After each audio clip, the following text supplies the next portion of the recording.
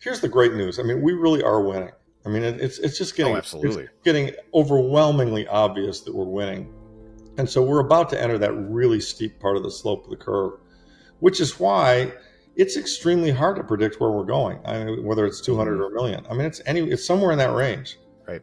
But we're going higher. I mean, a lot higher. And I'm here for it. But I'm also here because, it's not just number go up. I mean, I'm here for Bitcoin defunding the governments and, maybe ending the wars and so much other bad stuff that these large sclerotic governments have done. And they've done just so much bad stuff. And, it's so refreshing to see the younger generation understand that and recognize that this is the solution, that Bitcoin is the solution. And you can ignore Bitcoin if you want to, but you can't ignore the consequences of ignoring Bitcoin because, it's going to go to millions of dollars a coin. And if you knew about it and you didn't, take the time to study it and think about whether that was something you wanted to do, you missed it.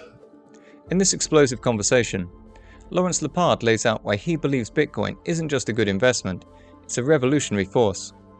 From debunking outdated investing mindsets to calling for the end of endless money printing, Larry explains how Bitcoin could replace fiat, disrupt global powers like China and Russia, and even reshape the geopolitical order. He dives into US gold reserves, Michael Saylor's bold strategy, and the massive consequences of the next round of money printing. Stick around until the end, where he explains how the US could restore sound money and what it would take to transition from a broken system to a Bitcoin-backed future. Also guys, if you like our cryptocurrency content, please remember to like and subscribe to stay up to date. Now, over to Lawrence. Bitcoin could go to, $1 million a coin, 10x from here, and it'd still only be 2% of the world's assets. And it's a great question. I've been encountering a lot. Well, yeah, I get it. You may be right, but gosh, I got to pay 100,000 for what you bought for 20. Yeah, unit count bias. Yeah. Yeah. So you get price bias, and I say no. You're looking at it from the wrong model. You're looking at it from a, trees don't grow to the sky investing model. What you got to look at it from is kind of more of a replacement cost model that fiat's going to fail and Bitcoin's going to replace it. And if that's the case, with fiat, you're in a burning fire and you're in a burning theater and you got smoke coming up. And so what's the price? What's the value of the price of getting through that door or the exit so you don't get burned? It's unlimited in fiat terms. So in my view, that's kind of where we're going. And, 5 or 10 years from now, it'll be at $1 million or, even quicker than that. And, everyone will be saying, well, God, I wish I bought it at 100,000. So you've got to kind of flip the thing. I mean, I don't think there's anybody in Bitcoin who doesn't feel like they paid too much when they bought it. They hated the fact that it was where it was when they bought it. But, what I always say is just wait 5 years and, you'll feel like you're a genius.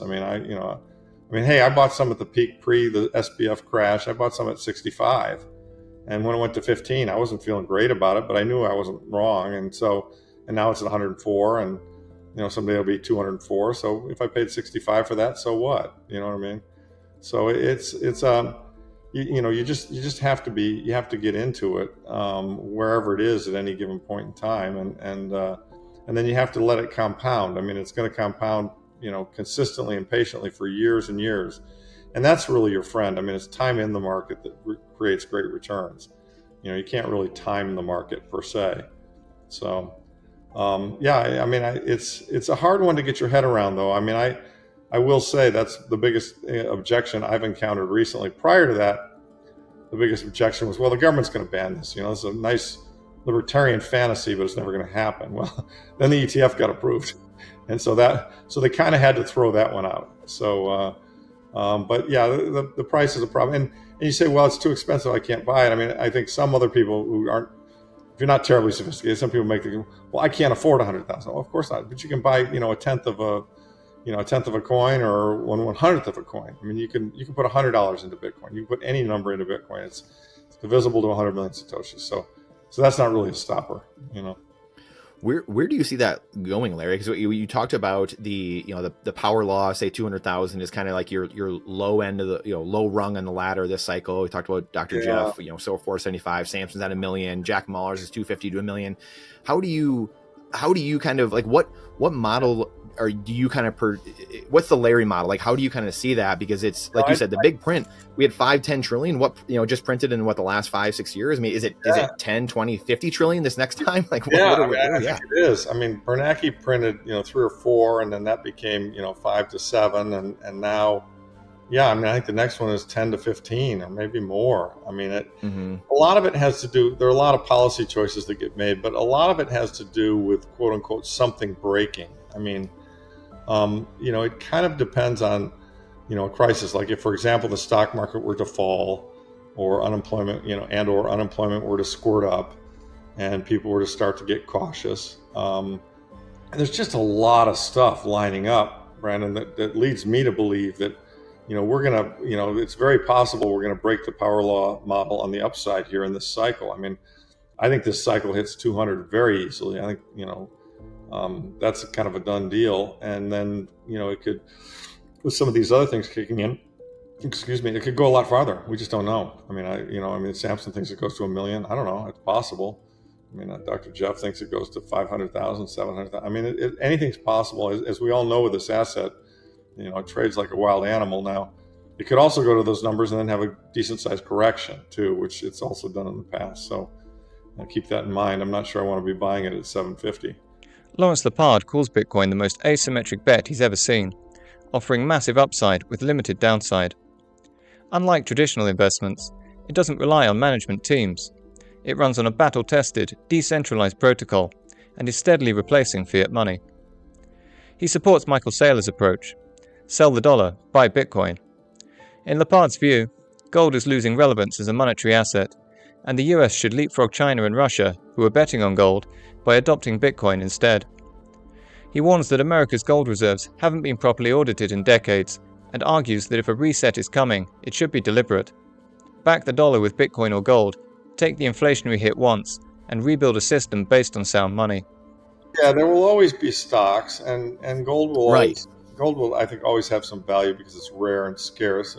It'll trend toward quote unquote what I call jewelry value.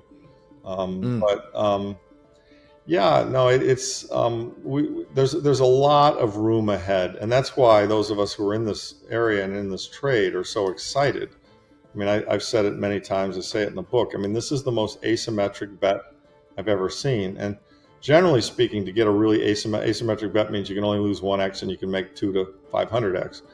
Generally, to get a good asymmetric bet, you've got to find, a company that's growing, that's going to be well managed, and it's going to do the right things. And so you're dependent upon the management team. I mean, for every Microsoft, there are a lot of shitty companies that are, that were in tech that weren't so well managed, didn't become Microsoft. And here you really don't have a management team. I mean, you have the core developers, but everyone votes on it. I think the protocol is pretty well set. We had the fork wars, we had the block size wars. I mean, all that got kind of resolved. I don't think it's changing from here forward. So with that in mind, now it's just on autopilot. It's just going to run itself out until, we're doing transactions to Satoshis, and everyone's going to say, what's the dollar? There won't be a dollar value for Bitcoin because nobody will use dollars anymore. I mean, that's where we're headed. Now, some would say that's 50 years out, and maybe they're right. I tend to think it's a lot shorter than that, a lot shorter. But we'll have to see. I mean, it's, the trend, though, is extremely clear, which is why, Saylor's strategy of sell the, it's just Gresham's law on a mass scale, right? Sell the thing that's depreciating, the dollar, buy the thing that's going up, Bitcoin, okay? That's it. I mean, it's not any more complicated than that. It's just, you do that and rinse, wash, repeat, and just, let time do its thing. Because it's true that in 5 years, Bitcoin will be somewhere between $500,000 and $1 million a coin. So the last thing on gold really quick, what are your thoughts on Saylor saying we should sell some of our gold that we have in the United States and buy Bitcoin with it? I don't think it's as crazy as some people have said it is. I mean, I think that, gold is going to get demonetized. It's interesting because there's a lot of debate around this whole area of, do you want the national federal government to be strong? I mean, Peter Schiff said, well, if you're saying the government should buy, Bitcoin, that you're being a statist because you want to prop up the government. And there's a whole hardcore libertarian part of the Bitcoin world that says, like, screw propping up the government, screw a strategic reserve, screw Jason Lowry.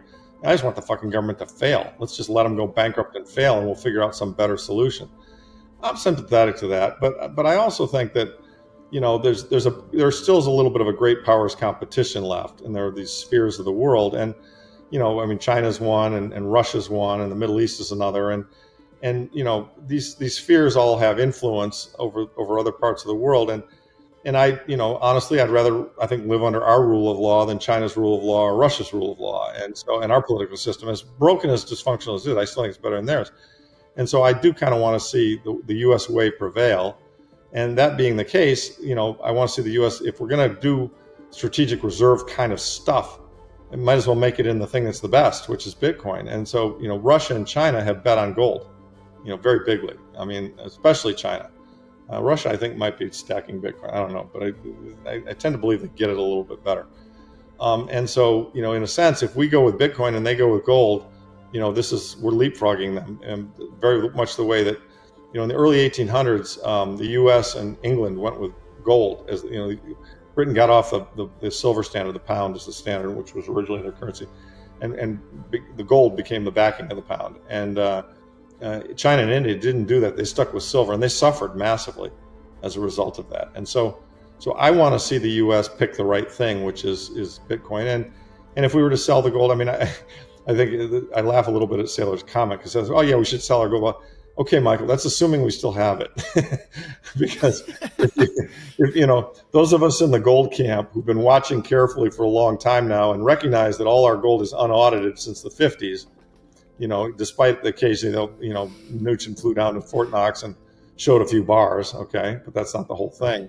We're not so sure we have the gold we say we have. So, hard to sell it if we don't really have it. I think, we've got to be careful here, though. There's also timing. If the U.S. government were tomorrow say we want to go to Bitcoin as the reserve currency to replace the dollar, the dollar would plummet and we'd have massive inflation. And so, my sense is, they're playing with dials that you can't go from, 1 to 10, in a few minutes. We got to trend in the right direction, which is to say trend toward sounder money. I mean, my sense is right now is Besant is trying to figure out what his next move is. I mean, he knows he's got a big problem with his debt. He knows he's got to fund out a lot of debt short term. Trump's already said to Powell that rates are too high. And so they're trying to figure out what their next moves are monetarily to get us going in the right direction. And it's, as my partner says, as David Foley says, I mean, this is brain surgery. I mean, it's really complicated shit. And they've got to be very careful to move in a way that's intelligent so that the markets don't, freak out and blow up. But honestly, I mean, having a hedge fund guy running it, hedge fund guy who's a sound money guy, who knows financial history extremely well. Those are the way I describe Scott Besant. I mean, honestly, you couldn't think of anybody better suited to try and get us through this transition. I mean, he's pretty well suited to this. And in the book, actually, I talk about this. I mean, I talk about what I call kind of a monetary reset. And that, to me, look, inflation is in the cards. I mean, there's just no way around it. We got too much debt. We've got to devalue that debt. We've got to devalue the dollar. So the question is, are we going to do it in a sloppy way where something breaks and they print a bunch more? Or are we going to do it, in a long drawn out way where everyone suffers with, kind of stagflation and a terrible economy? Or are we going to do it just in a one-time way where we say, hey, we're buying this much Bitcoin, we're buying this much gold, we're going to back the dollar with gold or Bitcoin or both, and we're going to stop the inflation dead in its tracks. And whatever the new reset price is would be very, very inflationary, but it would be a one-time hit to everybody, and then we'd go forward on a sound money standard. And that's, to me, that's the fairest and best way to get from this broken system we're in right now to a new system that has sound money at its base. Lawrence Lepard leaves no doubt. Bitcoin is more than a financial asset. It's a lifeboat in a system weighed down by debt, inflation, and failing monetary policy. As fiat currencies continue to lose trust, Bitcoin offers a decentralized and incorruptible alternative. The move away from legacy systems isn't hypothetical anymore. It's unfolding in real time. Whether the transition is gradual or triggered by crisis, the momentum is clear. Individuals, institutions, and even nations are being forced to make a choice, and those who act early may find themselves on the right side of history. Thanks for watching, and if you enjoyed this video, please remember to like, subscribe, and share your thoughts in the comments section below.